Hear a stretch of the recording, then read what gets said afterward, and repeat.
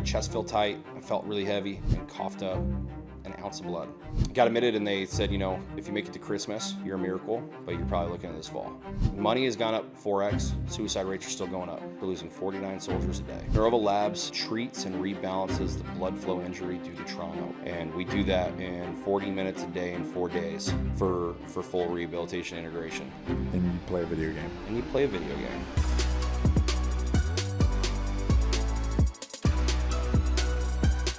All right, guys, we're back at the Core Medical Appreciation Weekend, Core Medical Military Appreciation Weekend, and second year running. Dr. Brenden Borrowman's here with me with Neurova Labs, and I want to get a chance to talk about how that project is going. Thank you. Which is good. Yeah. But before we get into that, I want you to tell a story for me. So, I'd like you to tell me a moment when everything you thought you were at your peak and everything was going well, but then something went wrong. This last summer, I got the perfect story for you. I know. That's kind of where I was going. So, we did core medical last year. Mm-hmm. We had some great exposure from being here last year, and we started kind of blowing up. And I met a PE. Things were going really well, and said, goes, "Hey man, come out and be on the podcast." Yeah. I was like, "I'll fly out. It'll be fine." Flew out. I got pneumonia on the plane flying out. I was like, fuck, I'm getting a little sick. And I'm doing this podcast, and my chest felt tight. I felt really heavy. Got back to my friend's house, his mother's house in Miami, and had a water bottle. I was on the FaceTime with my wife and coughed up an ounce of blood. Oh, shit. We got to get on a plane tomorrow. I got to get home. Got a plane, landed. Took me 2 hours to walk out of the airport. My wife drove me to the hospital. Ended up admitted for a week and a half. And, 5 days, not a week and a half. A week and a half because I went to Mexico like immediately after. But got admitted and they said, if you make it to Christmas, you're a miracle, but you're probably looking at this fall. And couldn't breathe. My O2 couldn't get above 70. And they said, if you can't get your O2 up by middle of the night, we're going to vent you. And I went, if you vent me, I die. So I slipped a $100 bill to the janitor. And I was like, go give me some fucking Red Bull and a strawberry shake. And he's like, why a strawberry shake? I'm like, if I'm going to die, I want a strawberry shake.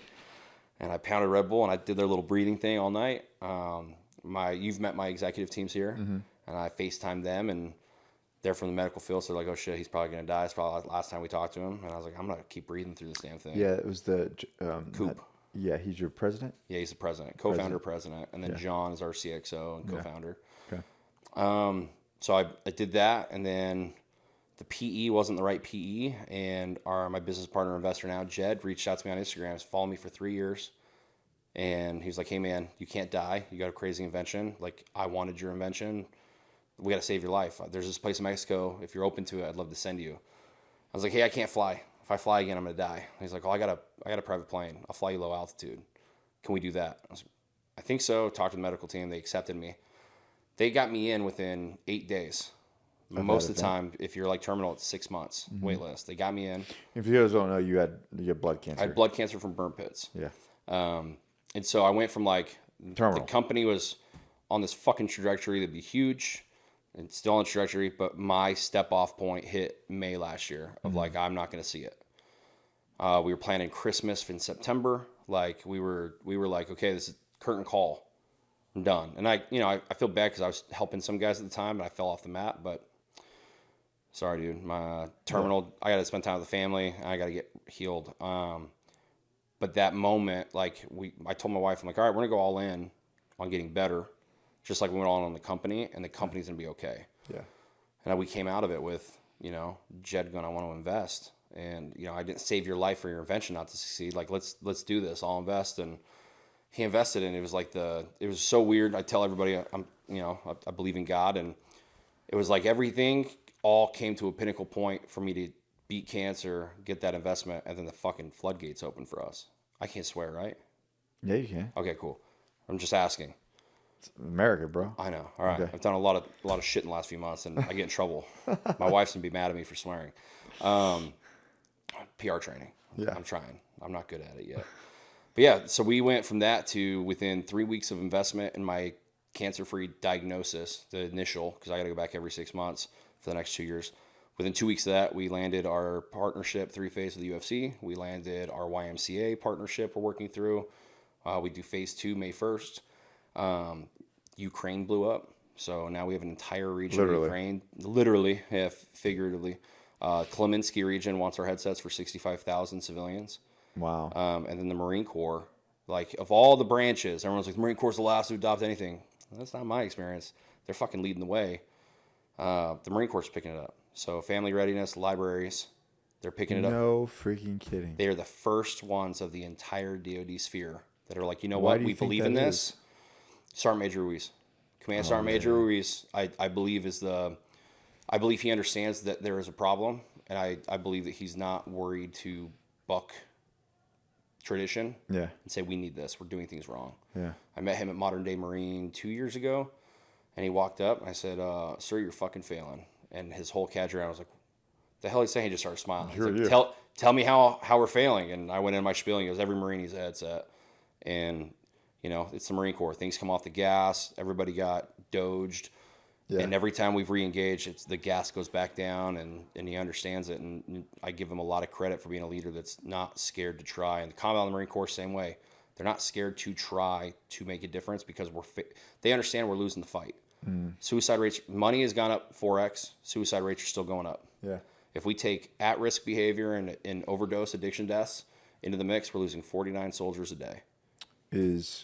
So in a 60-second spiel, explain, because not everybody's going to see this. It's going to see the original podcast with you and I. Yeah. So explain what Neurova Labs does.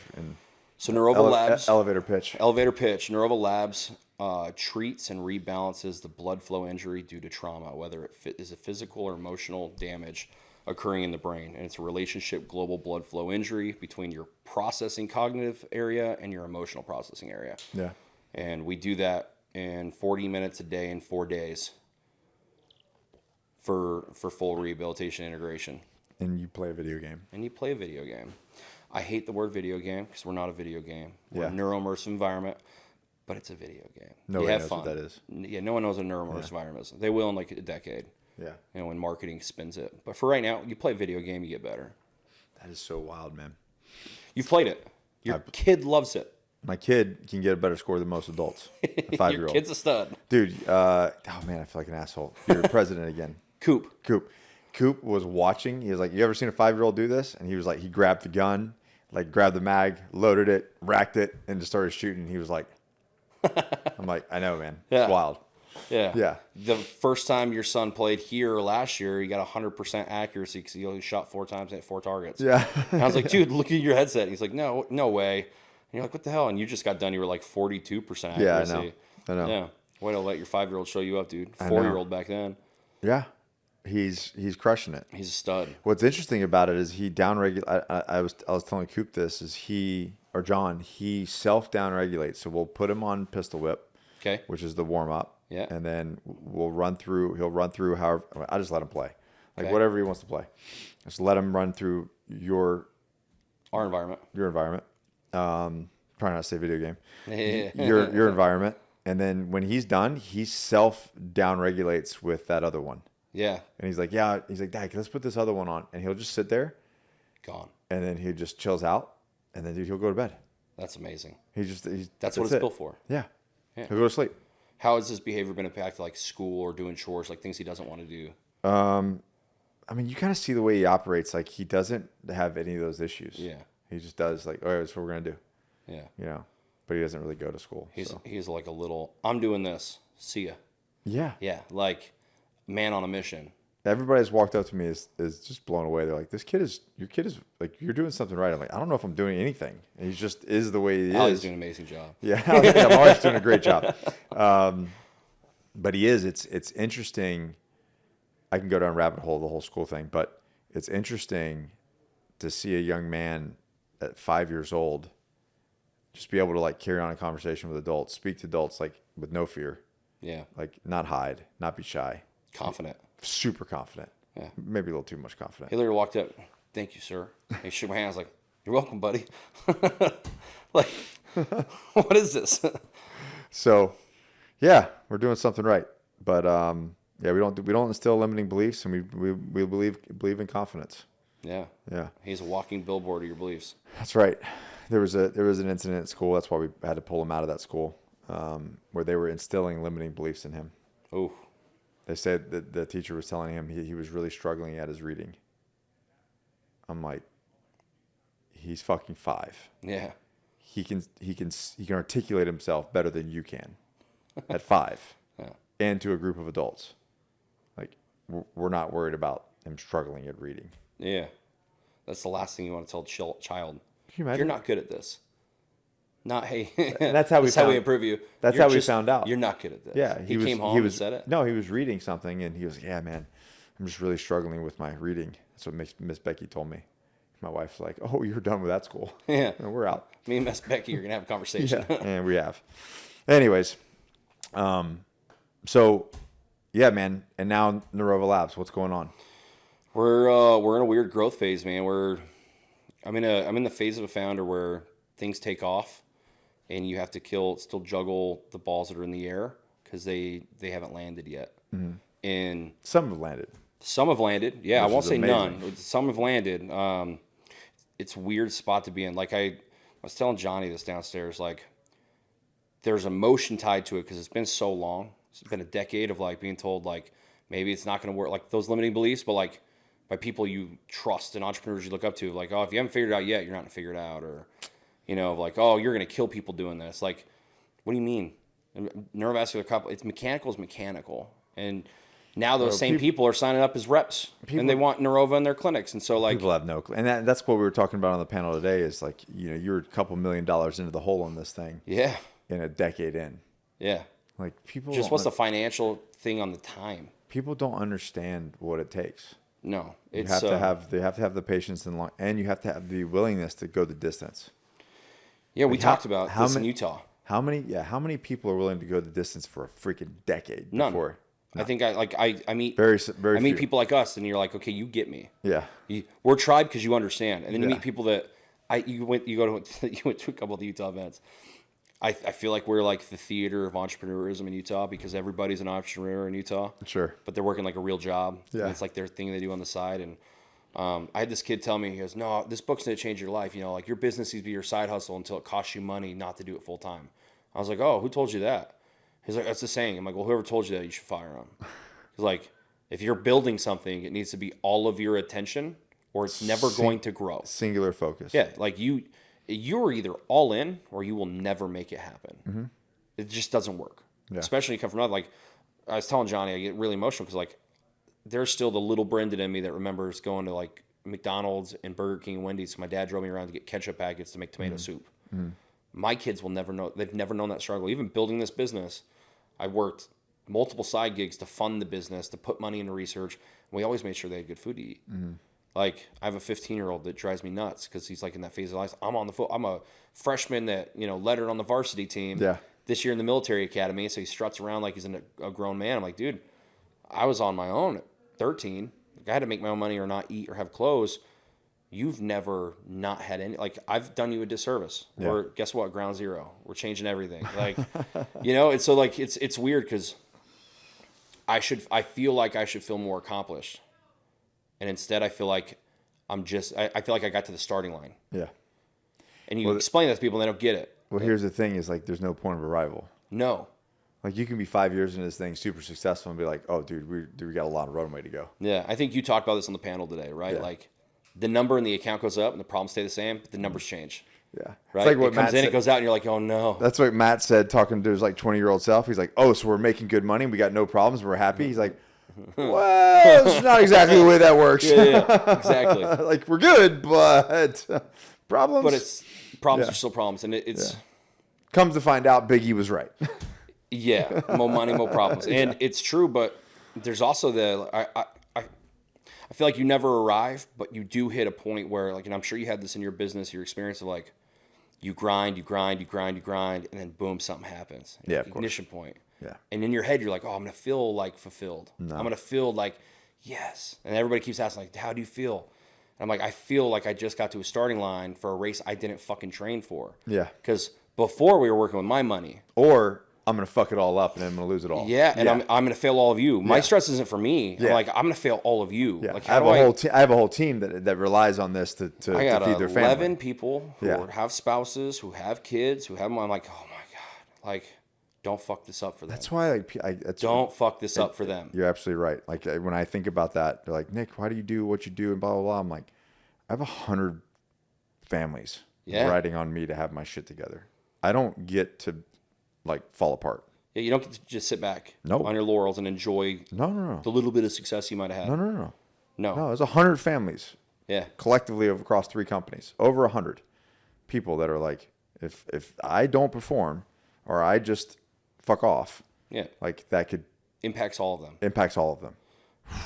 No, sir. And then zoom out again. How many of those 100 families Yeah. have other families? Like, you start zooming out, you go, oh shit. Yeah. I can't take a day off. No. And it's not necessarily a day off, but it's like we don't have the luxury of not having our shit together. yeah, that's a day off. Yeah. Day off's not calling to work. I can't come in Friday, mental health day. No. A day off in my mind is like I'm not going to think about any of this. I'm going to put my phone away. Like I try to do it in Mexico, I'm gonna go spend time with my family. My family still has to deal with the sacrifice of I might have to step away from a movie or a game thing to take a text. Because of where you're at. And not only where I'm at, the industry I'm in. Yeah. If I get the phone call, hey, this is a 911, this guy's got a gun in his mouth. Guess what? In my family, thank God, I've been doing it for so long. I have an amazing wife, and I have amazing kids that now understand the impact of what dad does. When they were like 4 and 5 and 6, they were like, why don't you love us? Yeah. Now that they're teenagers, they're like, okay, look, we understand. Like, I have my kids' friends Googling me in class with their friends and watching our podcast. Like, that's cool as hell. And so now they get it. They understand impact. They'll probably watch this one. You know, Brenden, do your homework. 10 years into this. Yeah. But they understand now, and I have a wife that understands it now. And like I tell everybody, you can't build a business unless you're all in. You can't build a business unless your family's all in. Because 2 things are happening. You'll lose the family, you'll lose the business. Or what I see that is just absolutely horrible is you get the business successful, you get to the finish line, and you leave the family. And you're there alone. Yeah. And the whole time you're like, oh, I'm doing it for them. Were you? Because you're at the finish line alone. Cool. Enjoy your money. And it's not a real finish line. No. It's just empty fulfillment. So thankfully I have that family. After this last scare and going to Mexico to get healed, which is freaking awesome. Magic. Holy cow, magic. I can't flush my shit paper, but I can cure cancer. It's weird.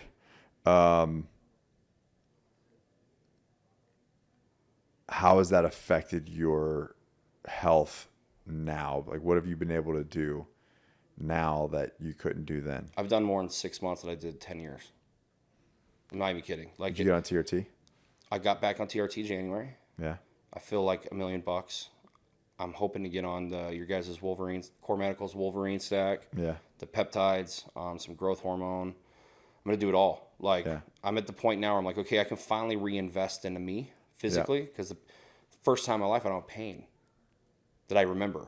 I don't remember before Afghanistan. Like, do you find yourself having less like mental fog? Oh, dude. So John, you've met my CXO down there. We call him our supplement king because he put himself in the hospital with taking too many supplements a couple months ago. But, I'm going to start the creatine thing, but just the TRT alone, with our headset, I have great mental clarity. Yeah. My problem is it's a trivia box. I have so much shit in my head. I'm like, we got here and I was with Corey and Ray, and they're like, they have alligators here? I'm like, the most alligator attacks that happen in South Carolina happen here in Beaufort. And they're like, how the hell do you know that? I'm like, I don't know. It was just in there. Like, I must have read it somewhere once. I couldn't do that a year ago. Yeah. But like, just I've been under 100 on testosterone for 7 years. My levels fluctuate between 53 and 82. How did you even operate and try to grow this I have no business? fucking clue, because now that I'm back up to 700, I'm like, oh my God. Well, it's like, look what happened to the business in the last 6 months. Exactly. Like getting your shit together. Just through the roof. And like being able to work out. That happened to me when I first got on back in my early 30s. Yeah. It was all of a sudden I had this like such crystal clarity of the direction I needed to go and the decisions that I needed to make. I struggle with, and I tell people this, like, I've never not worked out, but I was cheating my workout. I was cheating myself. I wasn't pushing. I would fucking do a little bit. I'd sit on my phone. But you can't recover. You don't have At the moment, I would tell you I'm doing my all. Now on testosterone, I'm like, oh my God. I was not even close to my all. Jesus, dude. Like, what is wrong with me? Nothing but excuses. And my wife's going to watch this and go, I fucking told you. Yeah, you were right, honey. All the credit in the world to my amazing, understanding wife. But you couldn't do it. But I couldn't do it. Yeah. And there was a block. And now that I have it, I still don't know how I got to here not having it. Because now that it's here, it's like, holy shit, let's run. Yeah. Let's go. So I believe in God, because there's no fucking way I'm here today without some sort of intervention. Mm-hmm. So many lefts where if I went right, the thing's dead. The way the chips fell right in the right order. Dude, it's so weird. My investor that saved my life was his company. When his dad owned it, before he bought it from him, they built my in-laws' house. Mm-hmm. My wife met him 12 years ago, late boating with her ex-boyfriend. And it's just like, there's so many, like, how the hell do we have all these touch points that lead to today? Right. That naturally, like, not only are you the guy that saves my life, but you bring the financial clarity, and then what we lack in our business from a structural standpoint of, like, the economic side and the scaling side to make the business just fucking blow up. Yeah. I could have taken another money and it would have ruined us. It might have been a bigger check, but the relationship would have been, like, I would have then been on the phone all week with people talking about money, not impact. Mm-hmm. Like, oh my God, yeah, we're growing your money. It's growing. I didn't want that stress. You know that, like fundraising. No, I do know that. There's good money, bad money. I got fucking great money. Yeah, the people attached to it. I'm looking for the good money. That's right. And it's worth waiting. And of course, and we're patient. Yep. This is your second core medical event? Second, yeah. Yeah. What's your thought? What's your takeaways from the event this time? Dude, I think so. I told everybody last year I entered a weird phase in my life 4 years ago, and this is a few years after you and I were talking on social media, where I didn't have tribe, because I was like, I got to build my business, and you can't build business and build friendships at the same time, was my belief back then. But I just realized I was trying to build friendships with people that weren't building businesses. We weren't the same. No. We didn't have the same struggles. Yeah. And Matt said this best. Like, I couldn't call them and be like, hey, I got $70,000 and I got to spend this, and they'd be like, what the fuck are you talking about? Like, how much money? I got a problem. How much money did you put on your credit card last month? Yeah. Wait a minute. Yeah.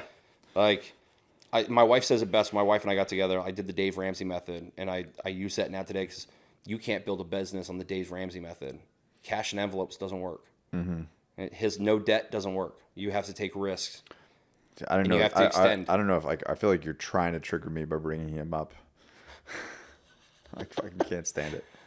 That was what I learned in the Army. I got the Dave Ramsey course when I joined the Army, and that was Did they give it to you? Yeah, I got the book. I got the PowerPoint shit for free. I mean, I get it, because those kids, like, get credit cards and they go into debt, and I can kind of see it, but it's like, I joined day one of 17. I didn't know how to be an adult. Sure, but, like, I feel like you could teach them leverage and how to get things working for you.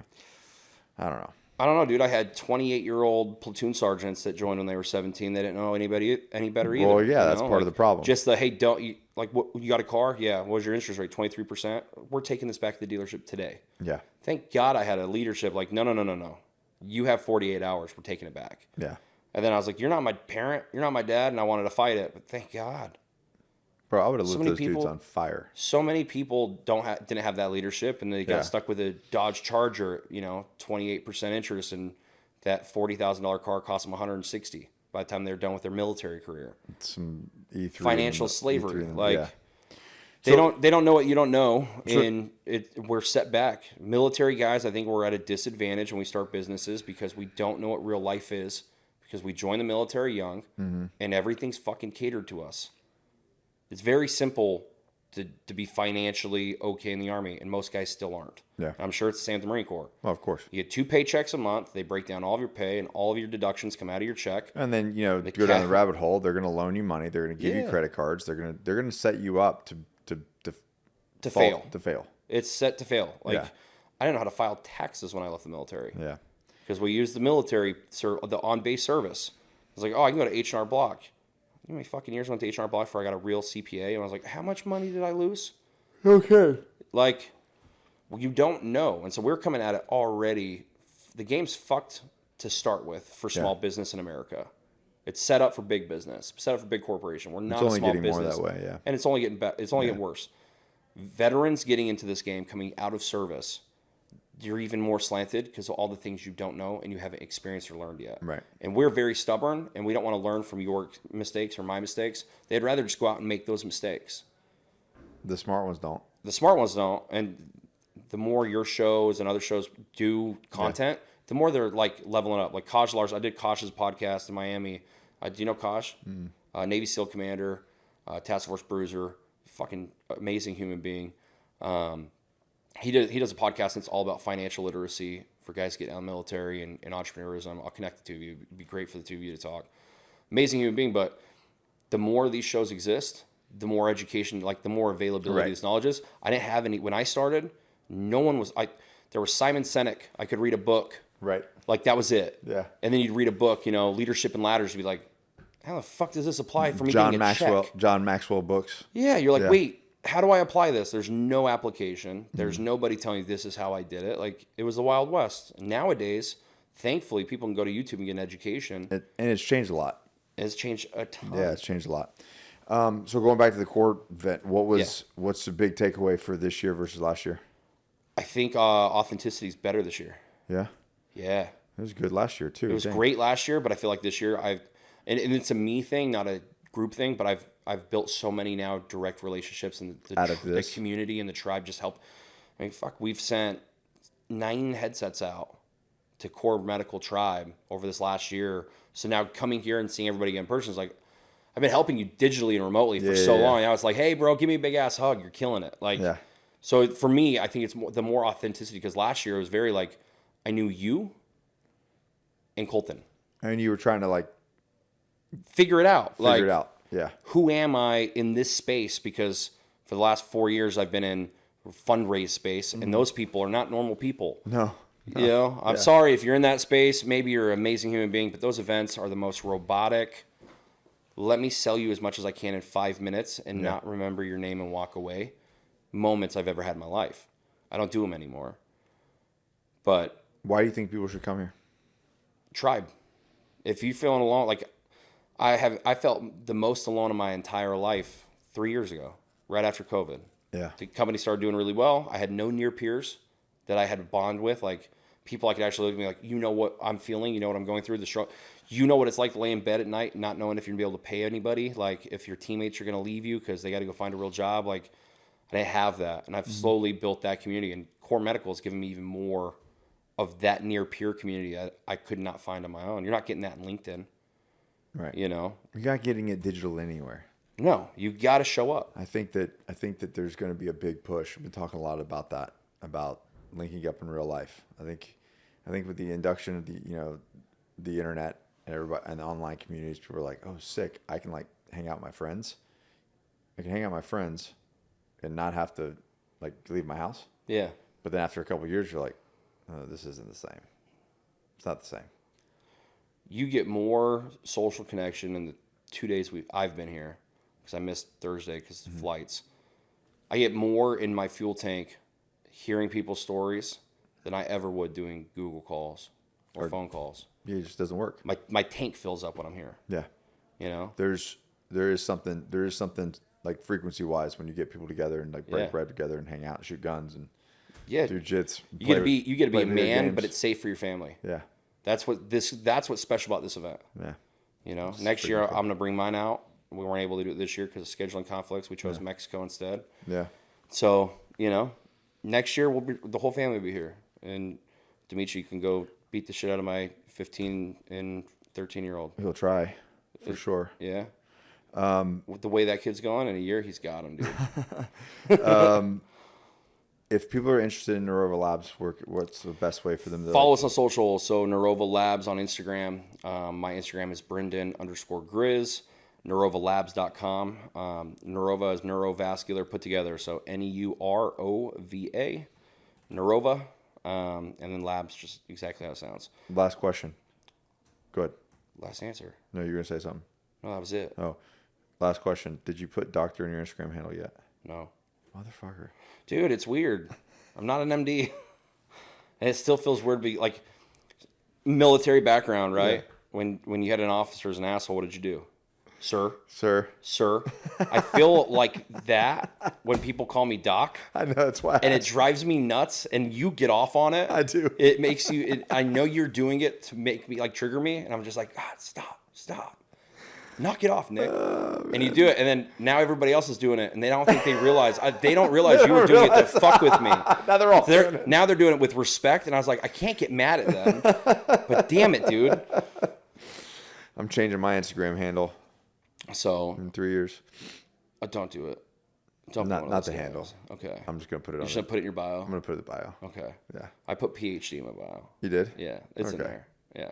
That counts. It counts. It counts. But if I'm on a plane and we need a doctor, you don't want me doing that. I got this rad headset. we can quick. Yeah, we can fix your the blood flow in your prefrontal cortex.